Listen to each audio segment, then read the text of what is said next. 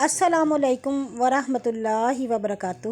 89 سورہ حشر، یہ مدنی سورہ ہے۔ اس کی 24 آیات ہیں اور 3 رکوع ہیں۔ شروع اللہ کے نام سے جو بڑا مہربان نہایت رحم والا ہے۔ جو کچھ آسمانوں میں ہے اور جو کچھ زمین میں ہے اللہ کی پاکی بیان کرتا ہے، اور وہ غالب حکمت والا ہے۔ وہی اللہ ہے جس نے ان کو جو منکر ہیں کتاب والوں میں لشکر کے پہلے ہی اجتماع پر ان کے گھروں سے نکال باہر کیا۔ تمہیں گمان بھی نہ تھا کہ وہ نکلیں گے، اور وہ گمان کرتے تھے کہ ان کے قلعے انہیں اللہ سے بچائیں گے، سو اللہ ان پر ایسی جگہ سے آیا جہاں سے ان کو خیال بھی نہ تھا، اور ان کے دلوں میں رعب ڈالا کہ اپنے گھر اپنے ہاتھوں اور مسلمان کے ہاتھوں سے اجاڑنے لگے۔ سو اسے آنکھ والوں کو عبرت پکڑو، اور اگر یہ بات نہ ہوئی کہ اللہ ان کے لیے جلا وطنی دکھ چکا تھا تو انہیں دنیا میں عذاب دیتا، اور ان کے لیے آخرت میں آگ کا عذاب ہے۔ یہ اس لیے کہ انہوں نے اللہ اور اس کے رسول کی مخالفت کی تھی، اور جو کوئی اللہ کی مخالفت کرے گا تو بے شک اللہ سخت عذاب دینے والا ہے۔ کھجور کا جو پیڑ تم نے کاٹا اسے اپنی جڑ پر کھڑا رہنے دیا، یا سو اللہ کے حکم سے تھا، اور اس لیے تھا کہ اللہ فاسق لوگوں کو رسوا کرے۔ جو کچھ اللہ نے ان کے مالوں میں سے رسول کے ہاتھ لگوا دیا ہے تو تم نے اس پر گھوڑے اور اونٹ نہیں دوڑائے، لیکن اللہ اپنے رسولوں کو جس پر چاہے غلبہ دیتا ہے، اور اللہ ہر چیز پر قادر ہے، ہر شے پر قادر ہے۔ بستی والوں کے مالوں میں سے جو کچھ اللہ اپنے رسول کے ہاتھ لگوا دے وہ اللہ اور اس رسول اور رشتہ داروں اور یتیموں اور مسکینوں اور مسافروں کا حق ہے، تاکہ وہ مال صرف تمہارے دولت مندوں کے لیے دینے میں ہی نہ آئے، اور جو کچھ تمہیں رسول دے اسے لے لو، اور جس سے منع کرے باز رہو، اور اللہ سے ڈرو، بے شک اللہ سخت عذاب دینے والا ہے۔ اور وہ ان محتاج وطن چھوڑنے والوں کا بھی حق ہے جو اپنے گھروں اور اپنے مالوں سے نکالے گئے اللہ کا فضل اس کی رضامندی چاہتے ہیں، اور اللہ اس کے رسول کو مدد دیتے ہیں، وہ سچے لوگ ہیں۔ اور وہ مال ان کا بھی حق ہے جنہوں نے مہاجرین سے پہلے اس گھر اور ایمان میں جگہ پکڑ رکھی تھی۔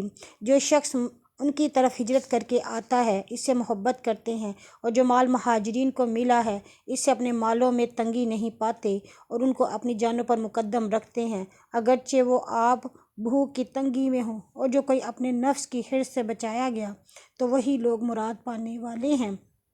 اور وہ مال ان کا بھی حق ہے جو ان مہاجرین و انصار کے بعد آئے، کہتے ہیں کہ اے ہمارے رب، ہمیں اور ہمارے بھائیوں کو جو ہم سے پہلے ایمان لائے ہیں بخش دے، اور ہمارے دلوں میں ایمانداروں کی عداوت نہ رکھ۔ اسے ہمارے رب تو ہی شفقت کرنے والا مہربان ہے۔ کیا تو نے ان کی طرف نہیں دیکھا جو منافق ہیں کہ اپنے کافر بھائیوں سے جو اہل کتاب میں سے ہیں کہتے ہیں کہ اگر تم مدینہ سے نکالے گئے تو ہم بھی ضرور تمہارے ساتھ نکلیں گے، اور تمہارے حق میں بھی کبھی کسی کا کہنا نہ مانیں گے، اور اگر تم لڑائی ہوگی تو ہم ضرور تمہیں مدد کریں گے، اور اللہ گواہی دیتا ہے کہ وہ چھوٹے ہیں۔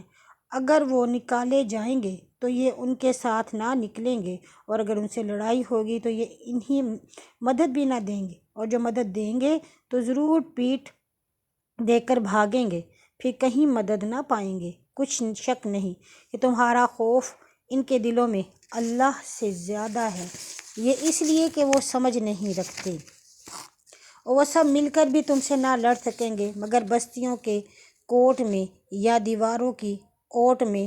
ان کی لڑائی آپس میں سخت ہے تو جانے کہ وہ اکٹھے ہیں اور ان کے دل جدا جدا ہو رہے ہیں، یہ اس لیے کہ وہ لوگ عقل نہیں رکھتے۔ ان کی مانند ہیں جو ان سے تھوڑے ہی دنوں پہلے جنگ بدر میں اپنے کام کی سزا چکھ چکے ہیں، اور ان کے لیے دکھ دینے والا عذاب ہے۔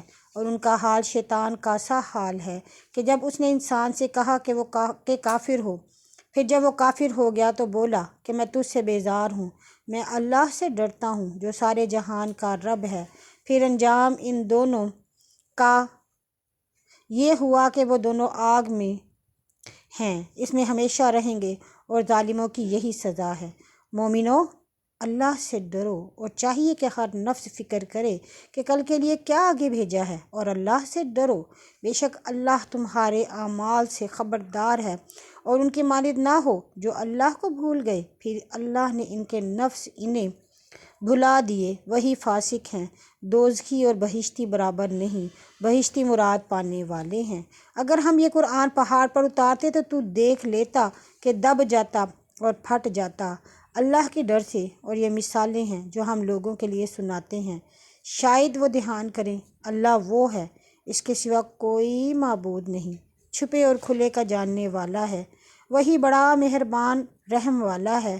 وہ اللہ وہ ہے کہ اس کے سوا کوئی معبود نہیں، وہ بادشاہ ہے، پاک ذات ہے، تمام عیبوں سے سالم ہے، امن دینے والا ہے، نگہبان ہے، غالب ہے، زبردست ہے، بڑائی والا ہے۔ اللہ اس سے پاک ہے جو وہ شریک ٹھہراتے ہیں۔ وہ اللہ پیدا کرنے والا، نکال کھڑا کرنے والا، صورتیں بنانے والا ہے۔